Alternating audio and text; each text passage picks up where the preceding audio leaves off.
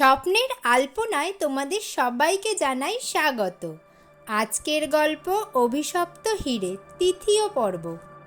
Casanova Chowringhee নামী রেস্তোরাঁর বার। শীততাপ নিয়ন্ত্রিত প্রকাণ্ড হলেও এক একটি গোল টেবিল ঘিরে স্প্রিং আটার গদির চেয়ারগুলি সাজানো রয়েছে। পরিষ্কার ধপধপে উঠতি পড়া বেয়ারার দল নিঃশব্দে চলাফেরা করছে। সুস্বাদু খাবারের গন্ধে ভরে উঠেছে চারদিক। এক পাশে ছোট একটা ডায়াসে একজন অ্যাংলো ইন্ডিয়ান তরুণী মাইকে সুরেলা ইংরাজি গান করছে, আর তাকে ঘিরে কনসার্ট বাজছে কয়েকজন। রেস্তোরাঁয় লোক যেন গমগম করছে। প্রায় সব চেয়ারগুলোই ভর্তি। একটা কোণের টেবিলে হরেন মল্লিক আর কোটিপতি ব্যবসায়ী, কয়েকটি কোম্পানির ম্যানেজিং ডিরেক্টর নরেন দাস ওরফে এন দাস নিচু গলায় কথা বলছেন। দুজনেরই বয়স 50 ছুঁই ছুঁই। টেবিলের ওপর কাঁচের গ্লাসে রঙিন ঠান্ডা পানীয়। কথার ফাঁকে ফাঁকে ওরা গ্লাসে চুমুক দিচ্ছেন। মিস্টার দাসের চেহারা বলিষ্ঠ, চোখ মুখে জীবনের সুপ্রতিষ্ঠিত হবার আত্মপ্রত্যয়, একটা যেন ঔদ্ধত্য ভাব। এক চুমুকে গ্লাসটা শেষ করে তিনি বললেন, তুমি যে এত সহজেই মুচড়ে পড়বে তা আমি ভাবতেও পারিনি। মিছিমিছি আজগুবি কল্পনাকে প্রশ্রয় করে মাথা খারাপ করা। কিন্তু তাসের কথাটা ভেবে দেখো, প্রতিবাদের সুরে বললেন মল্লিক। যদি সাধারণ চড়ি হবে তবে তাসটা বুকের ওপর রাখবে কেন বলতে পারো? বেয়ারা বড় বড় কাচের প্লেটে খাবার দিয়ে গেল। Fried rice, chicken tandoori, prawn cutlet, আরও অনেক কিছু। একটা কাটলেট ছুরি দিয়ে কাটতে কাটতে মিস্টার দাস বললেন, আরে ওইখানেই তো আসল চালাকি। তাসটা ওভাবে রেখে চোর বোকা বানাতে চেয়েছে পুলিশকে, যেন খুনটা ভেবেচিন্তে করা হয়েছে। চামচ দিয়ে ফ্রাইড রাইস মুখে নড়াচড়া করতে করতে অন্যমনস্কভাবে মিস্টার মল্লিক বললেন, কিন্তু রুহিতনের দোষ কেন? কাটলেটের এক টুকরো আর এক চামচ ফ্রাইড রাইস মুখে পুরে মিস্টার দাস জবাব দিলেন, হয়তো ওই তাসটাই সে হাতের কাছে পেয়েছিল। মিস্টার মল্লিক আস্তে আস্তে মাথা নেড়ে বললেন, কিন্তু তুমি তো জানো তাস খেলার পাট ছিল না কেষ্টর। ওর ঘরে তাস আসবে কোত্থেকে? চোর নিশ্চয়ই পকেটে তাস নিয়ে চুরি করতে বেরোয়নি। মুখ ভর্তি খাবার নিয়ে মিস্টার দাস বললেন, দেখো, সামান্য একটা তাস নিয়ে তুমি এত মাথা ঘামাচ্ছ কেন তা আমি বুঝতে পারছি না। আর কিছু হোক না হোক, তাসটা বাতাসেও উড়ে আসতে পারে।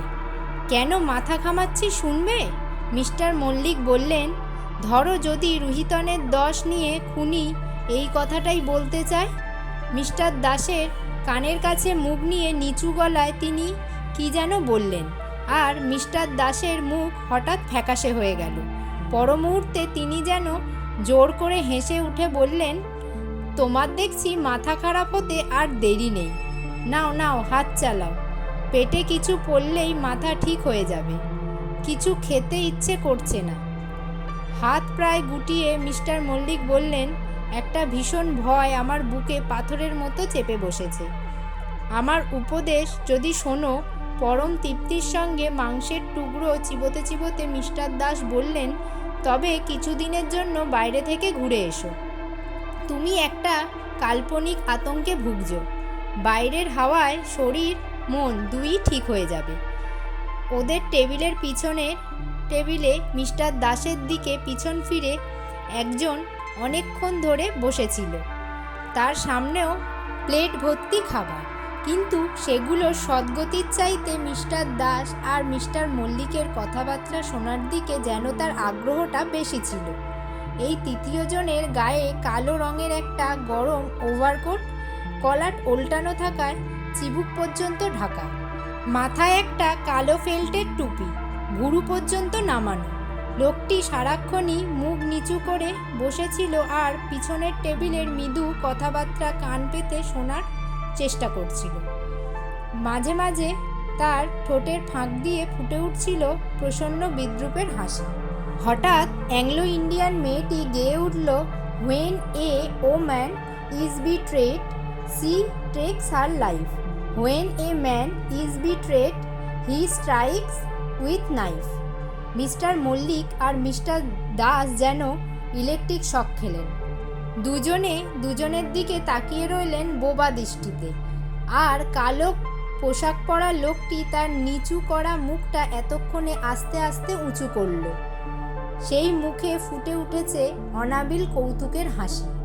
ওই 4টে লাইন গাইবার জন্য মেয়েটি পেয়েছিল একটা 100 টাকার কড়কড়ে নতুন নোট।